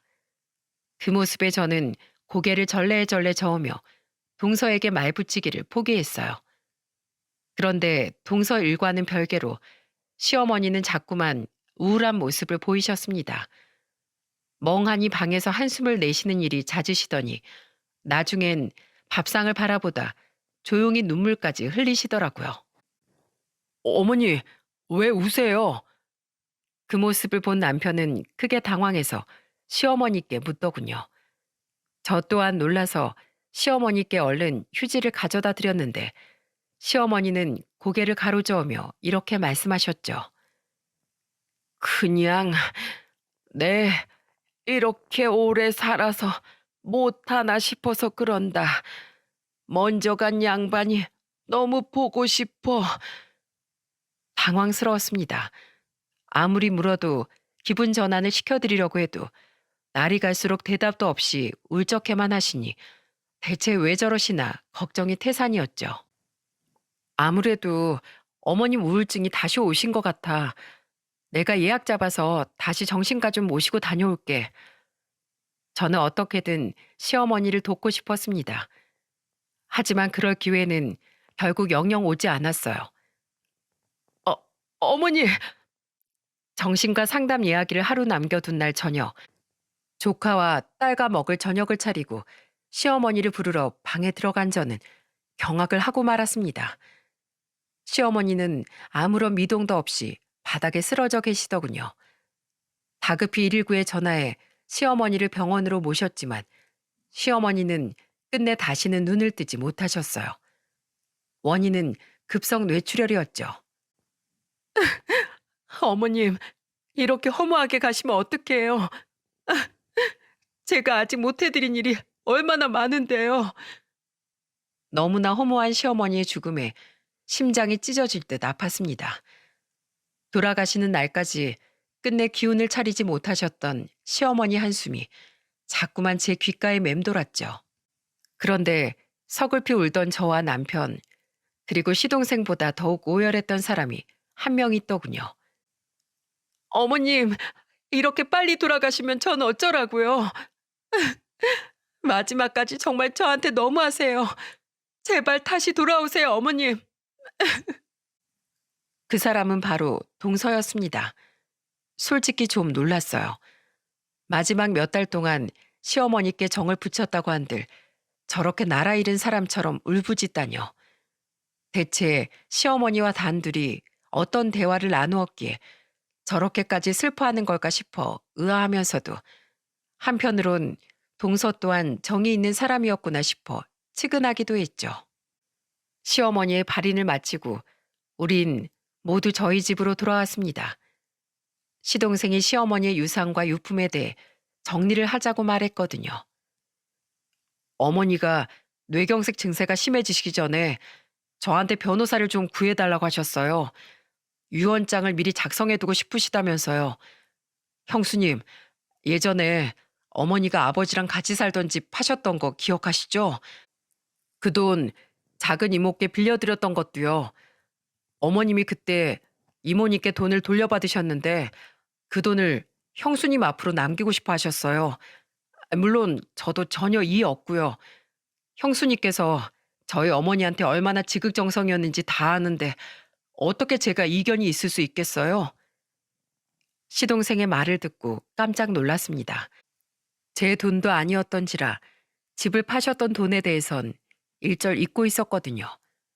게다가 그 큰 돈을 저에게 남기셨다니 당황스럽게 이를 데가 없었죠. 그런데 제가 뭐라고 이런 방구하기도 전에 큰 소리로 반대 의견을 말한 사람이 있었어요. 절대 안 돼요. 다들 형님의 실체를 알아야 한다고요. 그 사람은 바로 동서였습니다. 그리고 동서 입에서 나온 엄청난 발언은 온 식구들을 모두 경악하게 만들었어요. 다들 어머님을 죽인 사람이 누군지 모르시죠? 뭐? 당신 그게 무슨 소리야? 어머님을 누가 돌아가시게 만들었다는 거야? 어머님은 뇌출혈로 돌아가셨잖아. 모르는 소리 마. 아주버님, 저기 뻔뻔한 낯짝으로 앉아있는 형님이 바로 전현이 우리 어머님을 죽인 범인이에요. 뭐? 내가 어머님을 어쨌다고? 동서, 미쳤어? 정말 상상도 못한 발언에 저는 입을 떡 벌렸어요. 아니, 무려 시어머니를 13년 동안 병간호하고 모신 제가 시어머니를 돌아가시게 했다는 게 말이나 되는 소리랍니까? 남편과 시동생도 어이가 없었는지 동서를 황당한 표정으로 쳐다보더군요. 재수 씨, 아무리 평소 우리 집사람을 싫어했다지만 이건 도가 지나치잖아요. 하지만 뒤이어진 동서의 말은 더욱 충격적이었습니다. 이어진 동서의 말을 듣고 남편과 시동생은 당황스러운 눈빛으로 저를 쳐다봤죠. 제가 어머님을 왜 계속 찾아뵀는지 알아요? 어머님이 몇 달 전에 울면서 저한테 전화를 하셨거든요. 형님이 집에 아무도 없을 때만 골라서 자기를 그렇게 구박한다면서요. 둘이 있을 땐 어머니께 밥도 안 주고 꼬집고 때리면서 병수발하기 귀찮으니까 눈치 없게 굴지 말고 빨리 죽으라고 말했다고. 어머님이 얼마나 펑펑 우셨는데요. 평소 절 곱게 보지 않던 어머님이 얼마나 답답하고 무서우셨으면 저한테까지 전화를 했겠어요. 제가 어머님이 너무 안타깝고 가여워서 형님하고 어머님하고 둘만 있는 시간 최대한 막아보려고 그렇게 자주 찾아갔던 거예요. 혹시 자신이 형님에 대해 저한테 말한 사실을 들킬까봐 무서워하시길래 어머님 안심시켜드리려고 방문도 닫고 있던 거고요. 아주버님, 어머님 요새 우울해하고 자주 우셨죠? 그거 왜 그러셨을까요? 다 형님이 무서워서였겠죠. 겉으론 착한 사람인 척 가면을 쓰고 뒤로는 어머님을 그렇게 구박한 무서운 사람이 바로 전현이에요. 어머님께서 갑자기 뇌출혈이 온 것도 다 전현이 그렇게 구박하고 스트레스를 줬기 때문일 거라고요. 형님 최근에 알게 된 거죠? 어머님이 형님한테 큰돈 남기신 거요. 그래서 이제 볼장 다 봤으니까 어머님 돌아가시라고 그렇게 고사 지낸 거 아니에요? 내 말이 틀려요? 그게 무슨 소리예요, 동서? 난 맹세코 어머님이 나한테 유산 남기신 줄은 꿈에도 몰랐다고요. 나한테 다 들킨 마당에 끝까지 역겹게 굴지 말아요. 그럼 어머님이 몇 달 동안 왜 그렇게 힘들어 하셨는데요? 어머님이랑 하루 종일 붙어있던 사람은 형님인데 형님이 어머님이 갑자기 우울해하신 이유를 정말 몰랐을까요? 다들 너무 이상하지 않았어요? 전 혹시 이 일을 폭로했다가 어머님이 형님한테 해코지 입을까봐 여태 말도 못하고 전전긍긍했던 거라고요. 형님, 이제 속이 시원해요? 어머님 결국 돌아가시게 하니까 마음속으론 이제 됐다 싶어서 좋아 죽겠죠? 네? 우리 불쌍한 어머님 다시 살려내요. 미칠 노릇이었습니다. 제가 시어머니의 유산을 받는 일이 싫어서인가 싶으면서도 진심으로 분통 터져 하는 동서의 모습과 너무도 구체적인 내용 때문에 동서의 말에 신빙성이 있어 보여 더더욱 환장할 것 같았죠. 남편과 시동생 또한 저와 비슷한 생각이었는지 굉장히 혼란스러워 보였어요. 난 아니에요. 정말 아니라고요. 어머님이 돌아가셔서 누구보다 슬픈 사람이 지금 나라고요. 저는 아니라며 펑펑 울고 동서는 환장하겠다며 발만 동동 구르고 남편과 시동생은 이게 어찌된 상황인지 혼란스러워하고 정말 아비규환이었습니다. 그런데 그때 그 상황을 반전시켜줄 엄청난 발언이 우리 앞에 던져졌어요. 거짓말하지 마요, 엄마. 할머니 죽게 만든 사람은 바로 엄마잖아요.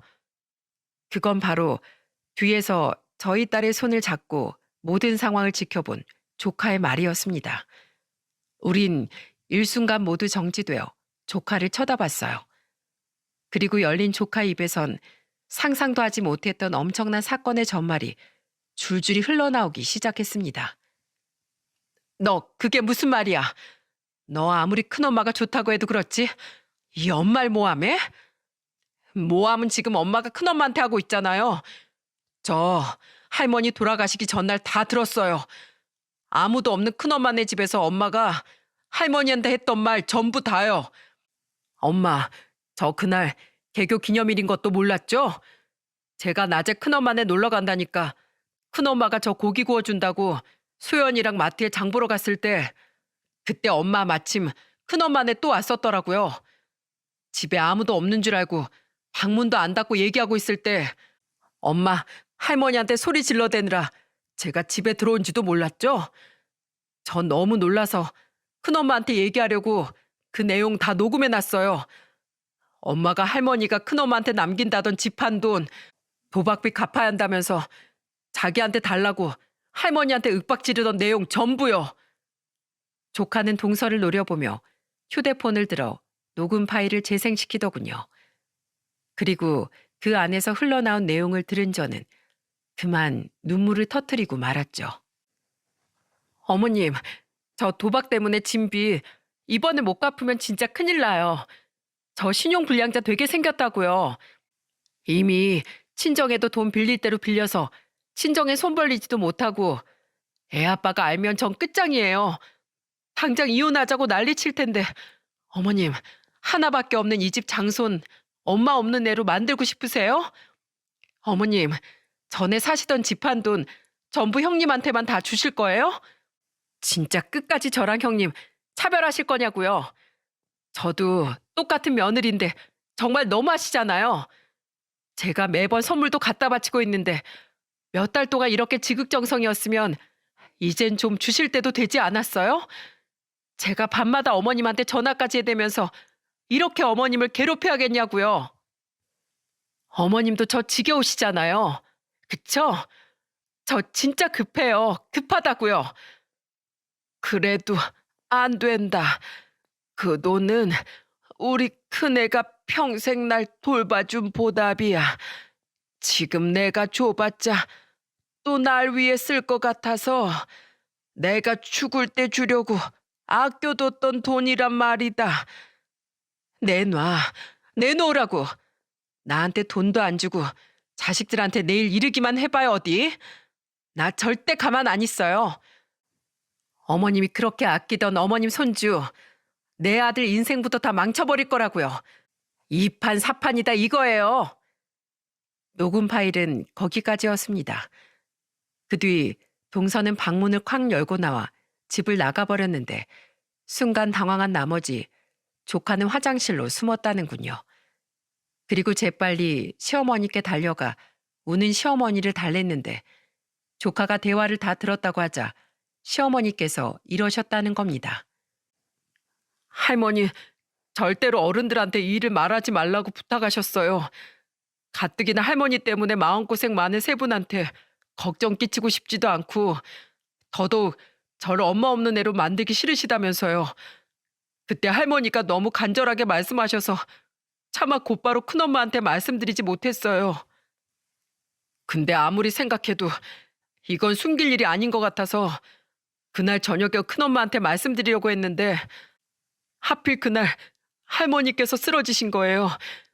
할머니가 뇌출혈이 오도록 몇 달 동안 할머니한테 돈을 요구하면서 괴롭힌 사람은 바로 저희 엄마라고요. 엄마가 할머니를 죽인 거예요. 동서의 겁박에 덜덜 떨면서도 저에게 보답해야 한다던 시어머니의 말에 어떻게 눈물이 터지지 않을 수가 있겠습니까? 다들 경악을 금치 못하고 있는 와중에 조카는 마지막 핵폭탄을 던지더군요. 이것뿐이게요? 저 엄마가 장례식장 밖에서 누군가랑 통화하는 내용도 다 녹음해놨어요. 엄마한테 먼저 사실대로 이실직고 하라고 말하려고 엄마 딜 따라갔다가 다 들었다고요. 이렇게 말한 조카는 또 다른 녹음 파일을 재생시켰어요. 그리고 그곳엔 동서가 왜 저를 그렇게 모함했었는지에 대한 이유가 명백하게 들어있었죠. 미친 노인네. 끝내 나한테 그 돈 안 주고 꼴까닥 해버렸어. 아, 이제 돈 나올 구멍은 진짜 그것뿐이었는데. 학원 취미생들도 입시하라고 꼬셔서 개인과외로 돌리고 연줄로 대회에서 입상하게 해주겠다고 학생 학부모들 꼬셔서 뒷돈까지 다 뜯어냈어도 빚 갚는 데는 턱없이 부족해. 뭐? 진짜 입상하게 해줄 수 있냐고? 야, 당연히 뻥이지. 나중에 대충 운이 안 좋았다고 둘러대면 그만하냐? 이렇게 된 거 형님이 그 노인네 괴롭혀서 죽게 했다고 모함이라도 해봐야지. 안 되겠어. 등신 같은 내 남편은 자기 영수한테 고맙다고 절대 자기 목 뺏어올 생각 안 할 텐데 그렇게라도 해야 그 인간이 유류분 반환 청구 소송을 할 거 아니야. 우선 내 빚 사채로 돌려막았다가 유산 반환받으면 그땐 남편 어떻게든 구슬려서 그 돈 받아다가 갚아야겠어. 도박에 미쳐있던 동서는 도박 빚을 갚기 위해 저를 모함해 시동생을 꼬드겨서 소송을 걸어 돈의 일부라도 빼앗아갈 생각을 했던 겁니다. 여태 학원 학생들을 과외로 빼돌리고 거짓말로 학부모들에게 돈까지 뜯어낸 걸로도 부족해서 말이죠. 내용을 모두 들은 우린 모두 난리가 났습니다. 눈에 핏발이 선 우리를 보며 동서는 바들바들 떨고 있더군요. 아, 그게 난 여보, 내가 다 설명할게. 설명? 무슨 설명? 이보다 더 자세한 설명이 어디 있어? 이 쓰레기 같은 인간아! 아! 시동생은 분노를 참지 못하고 동서의 뺨을 내려쳤습니다. 바닥에 쓰러진 동서는 엉엉 울며 고개를 들지 못했는데 시동생은 그런 동서에게 마구 고함을 질러댔어요. 네가 아무리 집안일에 무심했어도 나 우리 유한이 생각해서 참았어. 우리 유한이 엄마 없는 애 만들기 싫어서. 근데 감히 너 따위가 우리 엄마한테 그런 짓을 해? 그냥 죽어. 억울하게 죽은 우리 엄마 따라서 너도 그냥 죽어버려. 너 같은 건 당장의 이혼이야. 그러더니 시동생은 바닥에 엎드린 동서에게 마구 발길질을 해댔습니다. 동서는 마구 비명을 질렀지만 남편은 악에 받친 눈으로 동서를 노려보고 있을 뿐이었고 저 또한 시동생을 말릴 생각이 전혀 없었죠. 시동생에게 두들겨 맞던 동서는 제 앞으로 엉금엉금 기어서 도망와 제 다리를 잡고 애원하더군요. 형님, 잘못했어요. 사람이 급하면 실수도 할 수 있고 그런 거잖아요. 형님 마음 넓으시잖아요. 그죠? 형님, 2번 다시 형님 앞에 나타나지 말라면 안 나타날 테니까 저 어머님 유산 좀 빌려주시면 안 돼요? 저 진짜 지금 빚더미 꼭대기 올라앉아 있어요. 예? 제발 저 좀 살려주세요. 살려줘? 지금 마음 같아선 동설 잡아다 찢어버리고 싶은 사람이 바로 나야. 그깟 돈 때문에 아픈 어머님을 그렇게 괴롭혀댔어? 돈 때문에 어머님을 겁박한 것도 모자라 자기 아들 인생을 망치겠다고 으름장까지 놔? 네 도박빚 갚으려고? 어머님을 그렇게 만든 너한테 줄 어머님 유산은 단 한 푼도 없어. 이거 진짜 미친 여자 아니야? 야, 박기성. 이 더러운 거 얼른 내 집에서 안 치워? 이런 여자를 아내라고 데려온 너도 꼴보기 싫어. 당장 이거 데리고 꺼져. 남편은 경멸스러운 표정으로 동서를 노려보며 소리쳤습니다. 남편의 말에 동서는 이젠 조카에게 기어가 다급히 애원했어요. 아들, 네 아빠 좀 설득해봐. 엄마 빚 좀 갚아달라고. 엄마 버리지 말아달라고. 아들 엄마 없이 살 수 있어? 너 한창 엄마 많이 찾을 나이잖아. 엄마 없이 어떻게 살려고 그래? 엄마요? 제가 그토록 엄마를 찾을 땐 저를 나 몰라라 했으면서 아쉬울 때만 절 아들이라고 부르세요? 전 엄마 필요 없어요. 저는 세상에서 엄마가 제일 혐오스러워요. 저한테 엄마는 큰엄마 한 분뿐이에요. 조카는 눈을 질끈 감고 동서의 손을 뿌리쳤습니다. 시동생은 눈이 시뻘개져서 동서의 뒷덜미를 잡고 집을 나가버리더군요. 그 뒤에 남은 조카는 울먹이던 제 딸을 끌어안고 겁에 질린 표정으로 저에게 말했죠. 큰엄마, 미리 말씀 못 드려서 정말 죄송해요. 죄송해요, 큰아빠. 엄마 아들인 제가 미우시죠? 저도 나갈게요. 정말 죄송해요. 그게 무슨 소리야. 유한이 네가 죄송해. 내가 왜 네가 미워. 이 딱한 거 이리 와. 큰엄마가 안아줄게. 혼자서 많이 무서웠지? 조카는 자신의 엄마 때문에 저와 남편이 자신을 미워할 거라고 생각해 겁을 먹었던 모양입니다. 그런 조카가 너무 안쓰러워 눈물이 멈추지 않더군요. 어느새 제 키만큼 키가 훌쩍 자란 조카는 제 품에 안겨 어린애처럼 엉엉 울었어요. 전 정말로 저희 엄마가 너무 싫어요, 큰엄마. 제발 저 미워하지 마세요. 저와 조카가 울자 저희 딸 또한 제 허리를 끌어안고 울음을 터뜨렸고 남편은 바닥에 무너지듯 무릎을 꿇고 앉아 흐느끼며 시어머니를 애타게 불렀죠. 죄송해요, 어머니. 아무것도 몰랐던 등신 같은 아들이어서 어머니 혼자 힘들게 내버려둬서 정말 죄송해요. 그렇게 우리 가족은 이기적이고 교활했던 동서 한 사람으로 인해 모두 마음에 큰 상처를 가지게 되고 말았습니다. 시동생은 당분간 조카를 집에서 좀 맡아달라고 제게 전화를 걸더군요. 짐 다 싸서 애엄마는 처가로 쫓아버렸어요. 그래도 이혼하기 싫다거나 돈 빌려달라고 한동안 찾아올 것 같으니까 유한이가 아예 집에 없는 게 나을 것 같아서요. 그리고 형수님, 아주 잠시라도 형수님을 의심했던 거 진심으로 죄송합니다. 그리고 제 아내가 했던 모든 일들 전부 그 여자 대신해서 제가 사죄드릴게요. 정말 죄송합니다. 서방님도 피해자인데요, 뭘. 전 괜찮아요. 그냥 어머님에게 무슨 일이 있었는지 미처 알아채지 못했던 제 스스로가 너무 죄인 같을 뿐이에요. 유한이 걱정은 마세요. 아예 계속 저희 집에 있게 해도 되니까요.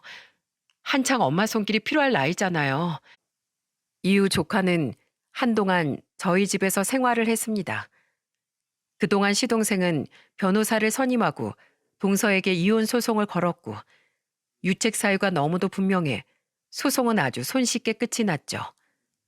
이미 동서 이름으로 빚이 어마어마했던 터라 동서는 분할받을 재산도 없이 거의 맨몸으로 쫓겨났고 당연하게도 양육권과 친권은 시동생이 가져올 수 있었어요. 이혼이 마무리되고 얼마 되지 않아 시동생은 동서에게 전화가 왔었다며 제게 이야기를 해주더군요. 그 인간 결국 처가에서도 쫓겨났대요. 너 같은 짐승은 사람 대우를 해주면 안 된다면서요. 장인어른께서도 제게 전화해서 사과하시더라고요. 이혼은 막고 싶어서 몰래 몇 번이나 애엄마한테 돈을 빌려줬던 건데 그게 자기 딸을 망치는 길이었다면서 나를 잘못 키워서 면목 없다고요. 거기다 뭐 할 말도 없어서 그냥 잘 지내시라고만 말하고 전화를 끊었죠. 그리고 애엄마 학원에서도 잘렸대요. 입시로 자기한테 과외 받으라고 학원에서 빼돌린 학생들 있죠? 걔네 중 몇 명한테도 대회 입상시켜준다고 학부모한테 뒷돈을 받은 모양인데 형수님도 그때 들으셨다시피 그 사람 그럴 능력도 생각도 전혀 없었잖아요.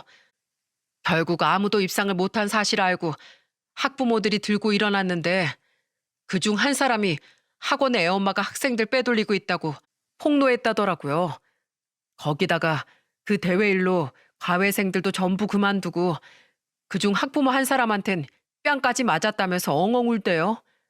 그 뒤론 그 좁은 바닥에 소문 쫙 퍼져서 학원 강사 자리도 다 거절당하고 과외일도 뚝 끊겼대요. 그깟 도박 때문에 돈에 눈이 멀어서 자기 무덤 자기가 판 거죠 뭐. 아무튼 그런 얘기로 저한테 동정표 사려고 애쓰면서 자기 보증금 500만 원짜리 낡은 원룸에서 겨우 숨만 붙어 있다고 이미 자기 신용불량 상태라며 돈 좀 빌려달라고 전화한 거더라고요. 물론 전 단박에 거절했지만요. 아, 제가 대체 어쩌다 이런 여자랑 결혼해서 애까지 낳고 산 건지 과거의 제가 너무 원망스럽네요. 시동생은 이혼한 후 저희 집 근처로 이사를 왔어요. 시어머니도 돌아가신 마당에 남은 가족인 우리와 가까운 곳에 살고 싶다며 말이죠. 덕분에 조카가 저희 집에 오기도 더욱 쉬워져 저는 조카를 거의 자식처럼 키우고 있답니다. 어느덧 중학교 2학년이 된 조카는 날이 갈수록 듬직해져 아들 가진 부모의 마음이 이렇게 든든한 거구나 싶더라고요. 아들, 큰엄마 좀 도와줄래? 여기 상 좀 병풍 앞으로 옮겨줘. 네, 아들 갑니다. 엄마, 나는 뭐 도와주면 돼? 나도 도울래. 초등학교 4학년인 저희 딸은 어찌나 자기 오빠를 졸졸 따라다니는지 모릅니다. 조카가 저희 딸을 어릴 때부터 참 잘 챙겨줬었거든요. 외동인 두 아이가 서로에게 든든한 형제가 되어주는 것 같아 마음이 무척 흐뭇했죠.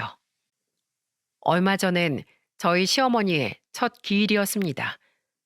처음인 만큼 정성스럽게 제사 음식을 해서 상에 올렸는데 돌아가시기 몇 달 전부터 동서로 인해 입맛을 잃으셨던 시어머니 모습이 떠올라 저도 모르게 제사상 앞에서 엉엉 울고 말았죠.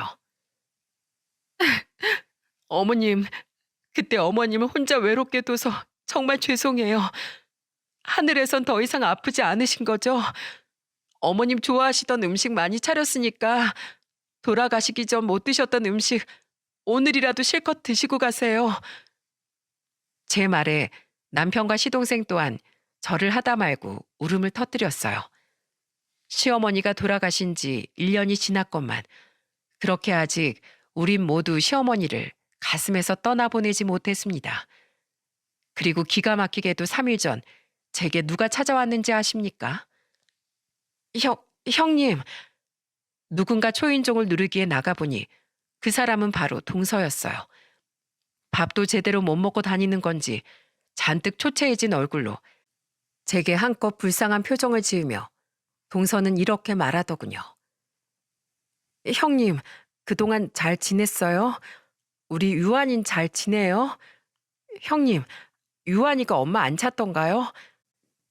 저한테 말은 독하게 했어도 아직 앤데 엄마 찾죠. 제가 이제라도 유한일 엄마로서 좀 보살펴 주고 싶은데 그러려면 제대로 살 집이 좀 있어야 하잖아요. 제가 지금 편의점 알바하면서 벌이가 얼마 안 돼서 집 보증금도 다 까먹어가지고 집을 빼야 하는데 혹시 형님이 저랑 유한이 지낼 집 좀 구해주시면 안 돼요? 아니면 500, 아니 100만 원이라도 우선 주시면 제가 그걸로 어떻게든 몇 배로 불려서 돈 얘기를 할 건 알고 있었지만 하다못해 조카 핑계를 대며 허무맹랑한 소리를 해댈지는 몰랐습니다. 그렇게 자기 자식을 방치해둘 땐 언제고 이제 와서 저런 소리가 먹힐 거라고 생각했을까요? 자세히 보니 눈도 살짝 풀리고 횡설수설하는 게 살짝 정신이 오락가락하는 것 같더군요. 저는 그런 동서에게 이렇게 말하곤 냅다 문을 닫고 들어와 버렸죠. 나 이제 동서, 아니, 당신 존중해줄 마음 전혀 없으니까 존대는 안 할게. 마음 같아선 그 면상에 똥물이라도 끼얹고 싶은데 보니까 제정신은 아닌 것 같아서 내가 그렇게까지는 안 할게. 근데 또 한 번 내 앞에 나타나서 유한이 이름 입에 올리면 나 그땐 불지옥이라도 쫓아가서 당신 요절내버릴 거야. 알았어? 그리고 요즘 시급이 얼마나 높은데 편의점 알바하면서 월세도 못 내고 보증금을 다 까먹어? 몇 배로 불린다 어쩐다 하는 거 보니까 당신 아직도 도박 못 끊었구나?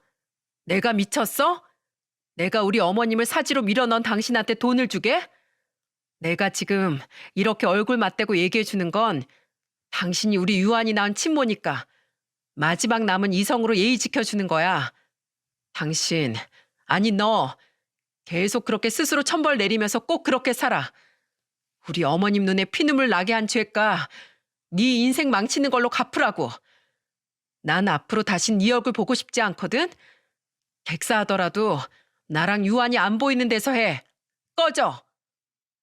그렇게 성질 더럽던 동서는 힘없는 목소리로 몇 번 더 저를 부르더니 이내 집 앞에서 사라졌더라고요.